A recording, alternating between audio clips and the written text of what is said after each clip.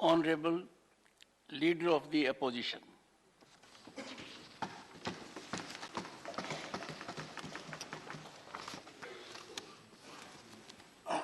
माननीय सभापति जी, विपक्ष के साथियों और अपनी ओर से मैं राज्यसभा के सभापति के रूप में आपका अभिनंदन करता हूं।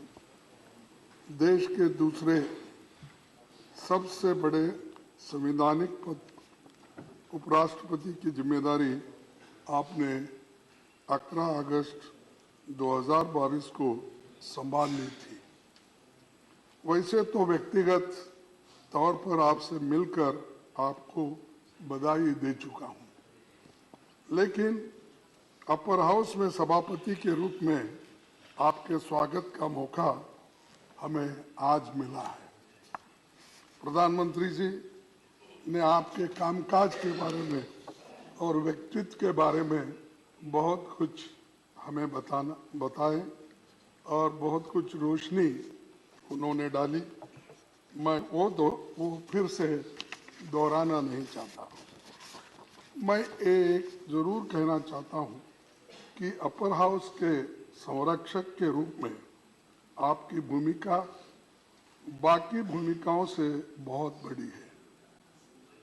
आप जिस आसन पर बैठे हैं वहां देश के कई महान हस्तियां बैठ चुकी हैं।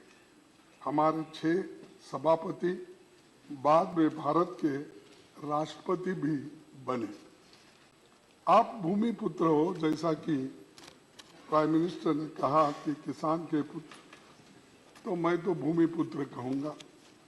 राजस्थान के एक गांव से उपराष्ट्रपति और राज्यसभा के सभापति जैसे बड़े ओहदे तक आप पहुंचे हैं।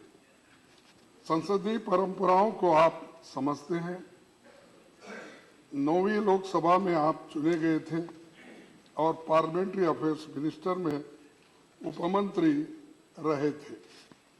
राजस्थान विधानसभा में एमएलए और पश्चिम बंगाल में कई सालों तक आप राज्यपाल रहे। कोऑपरेटिव मूवमेंट में और कई खेल संगठनों में आप जुड़े रहे। पढ़ने लिखने में आपकी रुचि है। आपका प्रोफाइल बहुत बड़ा है। मैंने पढ़ा, हमारे देश में संविधान सबसे ऊपर है। संसद के लोकतांत्रिक व्यवस्था का आधार स्तंभ है। संसद के पास संविधान संशोधन का भी अधिकार है। राज्यसभा और लोकसभा मिलकर भारत की संसद बनती है। कोई अकेला सदन खुद में पूर्ण नहीं है। संविधान के दायरे में दोनों सदनों को अपनी प्रक्रिया और नियम तय करने का अधिकार आपको है। हमारी संसदीय प्रणाली में राज्यसभा को चेंबर ऑफ आइडियाज या विचारों का सदन कहा जाता है।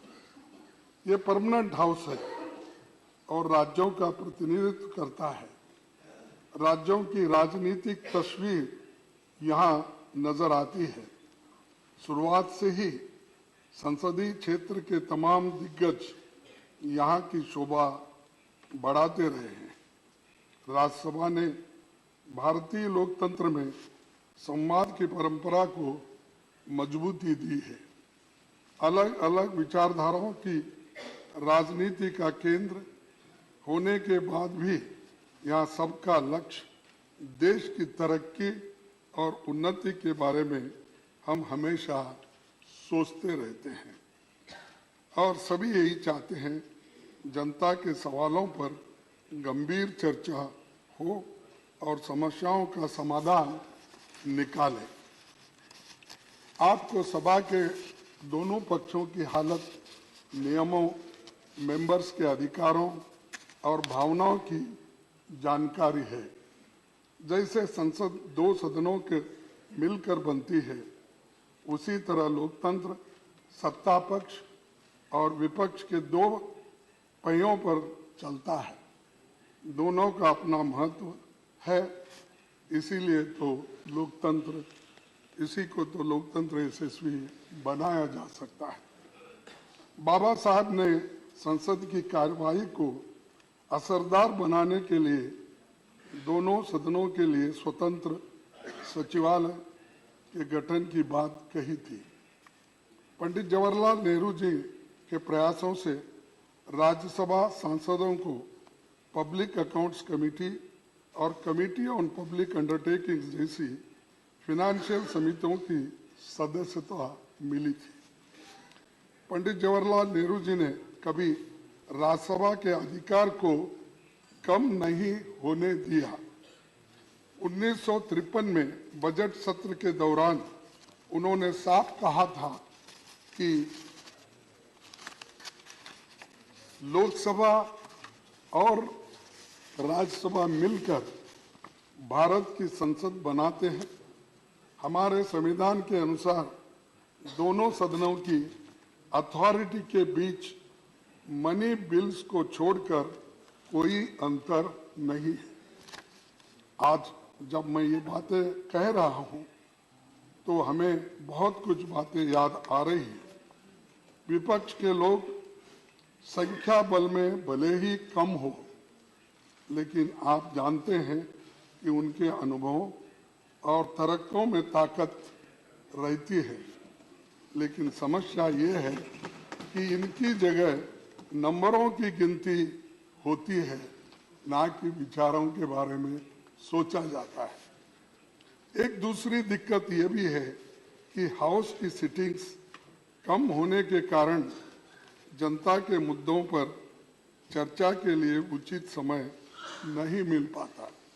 गरीबों, दबे कुचले और SC/ST किसानों और अत्याचार के शिकार महिलाओं की हालत पर ढंग से बातें नहीं रख पाते और बिल्स भी बहुत जल्दबाजी में पास होते। पहले जहां संसद में साल के 100 दिनों से ज्यादा चलती थी, अब 60 से 70 दिन भी नहीं चल पाती। लेकिन हमारी आबादी, अपेक्षाएं और समस्याएं बड़ी है। पिछले एक दशक का आंकड़ा देखें तो 2012 में संसद की सबसे ज्यादा 74 सिटिंग्स हुई थी। इसके बाद 2016 में 72 सिटिंग्स हुई। हाउस में सिटिंग्स बढ़ेगी तो अच्छा नतीजा निकलेगा और मैं आपसे आशा करता हूं कि आपके नेतृत्व में चर्चा के दिन बढ़ेंगे। सभापति जी, आप तो कानून के जानकार हैं। आप इसे अच्छी तरह समझें कि कानून अगर जल्दबाजी में बनते हैं तो उनमें खामियां होते हैं और सुप्रीम कोर्ट, हाई कोर्ट के जो जजेस हैं उनकी टीका टिप्पणी भी हम पे होती रहती है। कई जजेसों ने भी ये काम किया है, उनका सही तात्पर्य नहीं निकलता और ऐसे कानूनों की क्वालिटी पर सुप्रीम कोर्ट और हाई कोर्ट की टिप्पणियां करता है।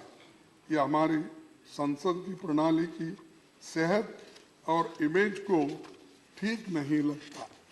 तो इसलिए हम चाहते हैं कि बिल्स को ठीक से एग्जामिन करने के काम को सेलेक्ट, जॉइंट और निचले सदन में स्टैंडिंग कमेटी, इस विभाग संबंधी संसदीय समिति को ज्यादा से ज्यादा भेजा जाए और बिल्स को इन समितियों में भेजे जाए, वहां इन पर विस्तार से चर्चा हो। राज्यसभा का यही मुख्य काम भी है। मैं इस संदर्भ में 13 मई 1952 में हुई राज्यसभा की पहली बैठक में सभापति डॉक्टर राधाकृष्णन जी की कही इस बात को जिक्र करना चाहूंगा। उन्होंने कहा था, हमें इस देश की जनता के लिए ये बात न्यायोचित ठहराने के लिए पूरी ताकत के साथ जुट जाना चाहिए कि जल्दबाजी में पारित किए जाने वाले कानून पर रोक लगाने के लिए सेकंड चेंबर की जरूरत है इसीलिए इसके अध्यक्ष भी अब आप ये सेकंड चेंबर के बने। इस मौके पर बहुत कुछ कहा जा सकता है, लेकिन मैंने कुछ बातें रखी है। उम्मीद करता हूं कि आप हमारी भावनाओं को समझेंगे। विपक्ष की ओर से हम यही कहना चाहेंगे कि आपको हम अपनी ओर से पूरा सहयोग देंगे। और मैं एक बात मैं कहना चाहता हूं, मुझे वो बात जरा खटक रही मुझे, क्योंकि जब कोई हमारे अपोजिशन के लोग मिलते हैं, हमारे पार्टी के लोग मिलते हैं, तो लास्ट यहाँ पर सदन में मैं कुछ एक शेर बोला था, शायरी बोली थी, उसके ऊपर ज़्यादा से ज़्यादा आप ध्यान देकर मुझे क्यों ऐसा कहे ये बात आपने बार बार कहा है, लेकिन मैं ये दोहराऊंगा कि इसको भी आप बुरा नहीं मानना चाहिए, क्योंकि ये सदन का है। मेरे बारे में कोई राय मत बनाना गालिब, मेरे बारे में कोई राय मत बनाना गालिब, मेरा वक्त भी बदलेगा, तेरी राय भी बदलेगी। तो ये कहते हुए मैं आपको धन्यवाद देता हूं, और ये सदन बहुत सुरक्षित चलेगा और हम पूरी कोशिश करेंगे हर बात पर आपको सहकार देने के लिए। धन्यवाद।